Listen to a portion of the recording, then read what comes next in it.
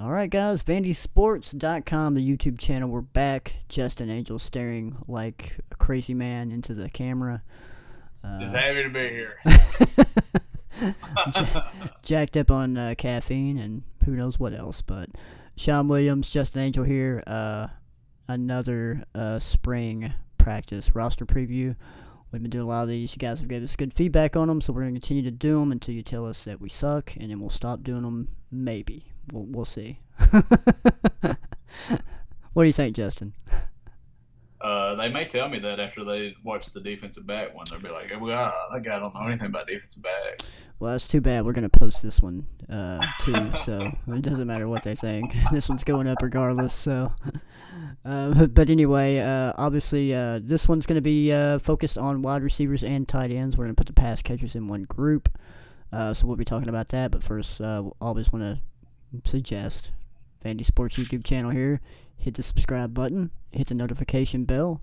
When you do that, that helps us out. And when these new videos drop, you'll get the notification that they have dropped, and you can watch them at your convenience. So.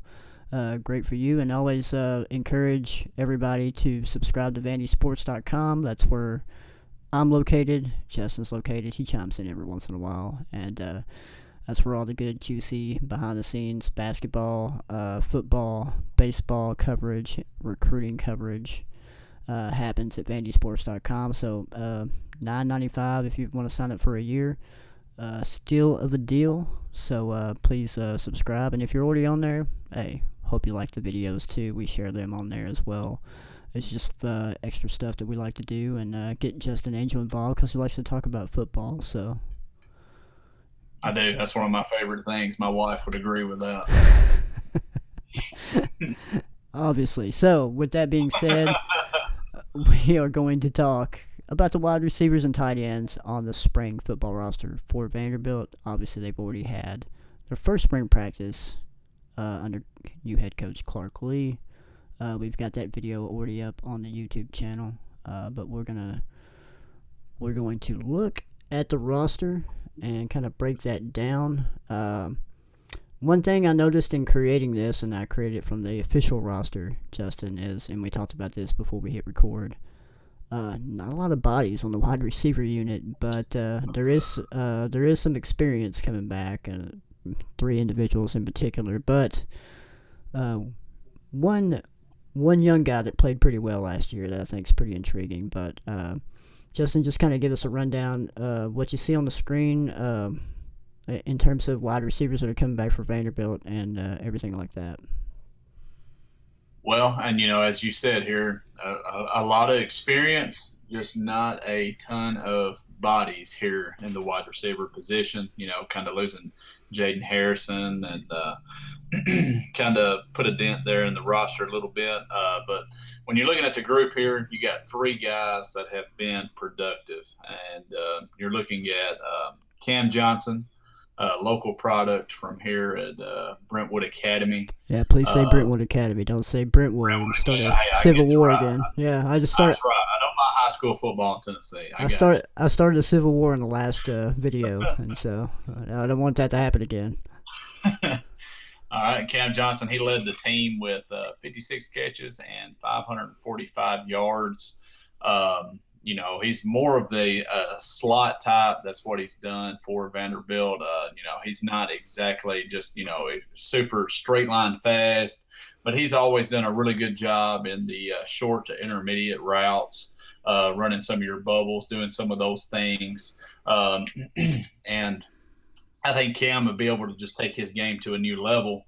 All right, being with Ken Seals for a complete off season, and doing those things. And then you look at the other 2 receivers; they're very different from kind of Cam Johnson's skill set. They're 2 really big-bodied wide receivers, and you got Chris Pierce, and you're going to have to help me with the name on this one. I don't want to just jack it up, but Amir Abdur-Rahman. Yeah, Rahman or Rahman, however you want to say it there. That's pretty good that's pretty good for a guy from Hickman. Yeah. I'll give you an 8 out of 10 on that one. I'm trying. I'm going to stick with Amir from here on, and then we'll be good with that. Okay. All Whatever right. makes you feel more comfortable there, Justin. So, but you look at Chris Pierce. He's had some really just breakout moments, and he's had a few kind of plays. I remember 2019 against Purdue where he had the big long pass reception that he went for a touchdown, and then you see kind of how they started using him this past year a lot in kind of the RPO game where you're running the slants and stuff off the backside of inside zone. Mhm. So, and he was able to, position, out muscle those guys and do those things. And then you got Amir, who's not really, he doesn't do the majority of his work across the middle and doing those things. He's more of your outside guy at 6'4", 217 pounds, that's able to go up and get the football. And we first saw that against Tennessee when he had that big miraculous one-handed catch in for the Right. touchdown. He kind of showed that ability. But when you look at this group, just looking at these three receivers here and how much experience that you have coming back, you got the two big-bodied receivers that are really big that can have shown flashes of what they can do. They're not just big bodies; they're athletic as well. And something I think, Chris Pierce, just looking at some of the things that he's done, uh, I know he's a wide receiver 110% at Vanderbilt, and that's what he is. But, I think that even on going on to the next level, I think he's got some abilities and some traits that he could possibly be kind of your, flex type tight end at the next level, Hmm. depending on how he blocks. But, and then you throw those two big bodies in there, and then you got Cam Johnson that can do a lot of your work on the inside and Right. get matched up on safeties and do those things. Um, I mean, that gives you three solid options there uh, at wide receiver. Yeah, you look at production too, not bad. I mean, 56 catches for 545 yards for Cam, 25 371 for Pierce, 27 406 for Amir. I mean, that's pretty good numbers right there, and pretty good trio to have coming back. And like you said, just in terms of experience, and they complement each other well in terms of Pierce and Amir having kind of that big body type, and like you said, Cam Johnson kind of navigating the middle there. We'll move down. This is the rest of the roster now. Look, not a lot. Tyrell Alexander came from Oklahoma State. Didn't do it. I Mm. mean, he played in 9 games. A lot of special teams plays for him. Didn't do a lot in the offense. I'm kind of curious to see how he'll fit in, if his production will increase this year. But obviously, Will Shepard, true freshman last year. I think he played in 8 games. He had 2 catches. I think he's somebody that could probably see his production increase a lot too. And you've got Devin Body, who's another speedster, didn't play last year. I think he opted out. And Logan Kyle, who played in 4 games. So just kind of maybe, what do you kind of see from these 4 guys and potential here, Justin? Well, I think Tyrell Alexander is one of those guys that they see as someone who's got the all of the physical tools to be a solid wide receiver. He just hasn't really put it all together on the field, Mm-hmm. and sometimes that's you get a new coaching staff New and a new scheme. style and those things. Yeah, and that sometimes that happens and it just the light bulb goes off and then here we go. I'm sure Vanderbilt, that's what they're pulling for. And then you got Will Shepard. Everybody got excited last year when he had the big catch against Florida where he went up over the guy and snatched it from him. Right. Uh, you like to see that from your young guys showing some flashes there that hey, they do have that big play ability there to do that. And then just like you were talking about with Devin Body, when we watched spring practice last year, it looked like Devin Body and Jaden Harrison were going to be your two kind of slot guys that ran jet Right. sweeps and did those things kind of similar to how Darius Sims was back at one time, but really didn't see that once it got because Body didn't play, and Mm-hmm. then Jaden Harrison played just a small amount there. But Body is your guy that he has got the speed and he can run. So it'll be interesting to see what he's got. And then you're looking at Logan Kyle. That's just another big body that you have out there on the outside. I thought he had a really good high school career. It'll be interesting to see if he can translate that to Saturdays. Yeah, once again, like a good mix here. Just these bottom four guys. You've got speed guy here, kind of a smaller speed guy here, smaller speed guy here, big body with Logan Kyle and Will Shepard. So Right. nice compliment to kind of complement the top three here that are coming back. The main ones: Cam Johnson, Chris Pierce, and Amir Abdur Rahman. Um, so we'll move on here. We'll go down. This is the tight ends that are on the roster currently. It was all the Ben Bresnahan show last year. I mean, obviously, I think he was, aside from Cam Johnson, he was, Ken Seal's probably second favorite target. And obviously, the stats show it. I mean, he was the main tight end on this offense in terms of pass catching and production in that regard. So, Justin, just give us your thoughts on the tight ends you see here. Well, if you ever get in a bad situation, just throw it in the area of Ben Bresnahan, and you be okay. All right, but That's a good safety net to have right there. absolutely.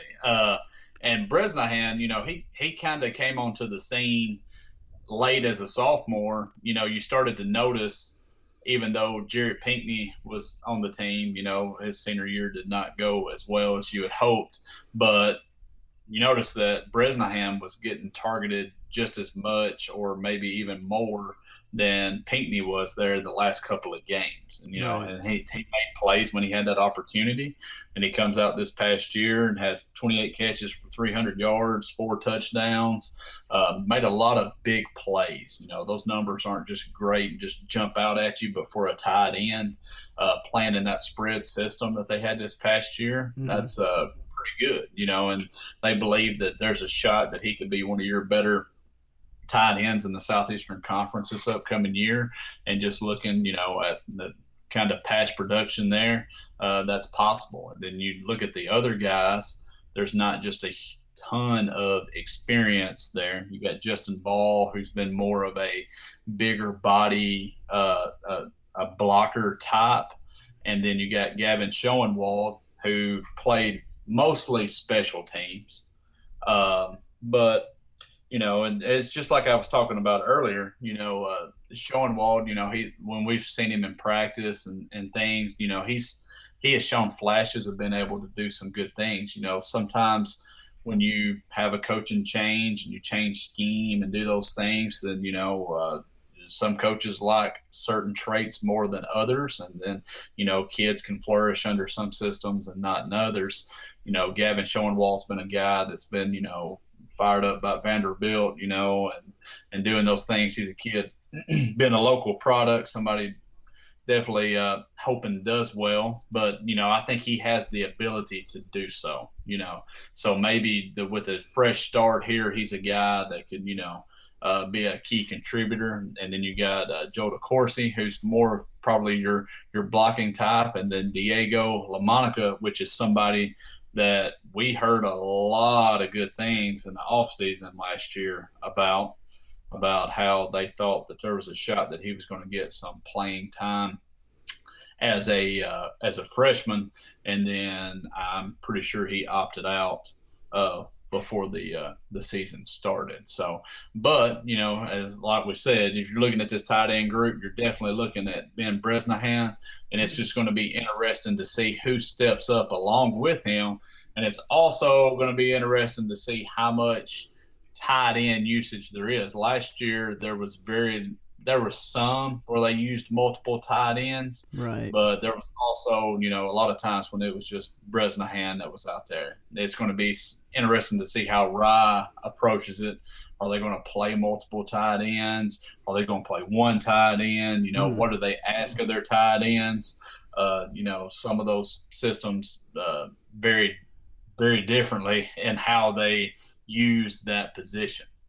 Yeah, I think if it's gonna be, you mentioned that, that's a good point. I mean, I think if it's a more wide open system, offensively for Vanderbilt, you definitely want to have another guy in this tight end group that steps up and becomes a pass catcher, next to Bresnahan, so it'll be interesting to kind of see who steps up. Intrigue right here with LaMonica, obviously not playing last year. Kind of curious to see if he kind of makes an impact, right away as he steps on the field this year for Vanderbilt. So, and then, obviously you got Shomall, who's got plenty of experience, somebody that can maybe step in and become that second pass catching tight end, aside from Bresnahan. So It'd be interesting to see, Clark Lea coming from Notre Dame. Something Notre Dame's really big on is using multiple tight ends, right. and mismatches with those things. And it'd be interesting if Clark Lea brings that approach down, or kind of what Coach Rye thinks about the tight end position. So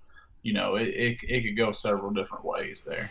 And obviously, I'll mention too, Vanderbilt did not sign a tight end in the 2021 class. They did sign 2 wide receivers, Quincy Skinner and Gamarian Carter. So, kind of, Skinner's listed like 6'1", 180. Carter's listed at 6'3", 185. So, those guys will be in the summer. So, those would be a couple extra bodies that would be added to the wide receiver group. Kind of curious to see if those 2 guys can make somewhat of an impact next year for the team. But with that being said, Justin, anything else to add to the wide receiver tight end group there? Shaking your head no. Nope. I'll take that as a no. Okay. You provided enough expertise. You can take the rest of the video off, okay? Oh, okay, that sounds good. Since we're toward the end here, I'll just go ahead and remind everybody to if you like the videos, please subscribe to our YouTube channel and hit the like button. And also, reminder, if you're not on VandySports.com, please subscribe to that. Yearly membership runs you $9.95 per month. Great deal. Get all the insider info on Vanderbilt sports, athletics, recruiting, all that good stuff. So we appreciate you guys watching, and we'll be back with the next video.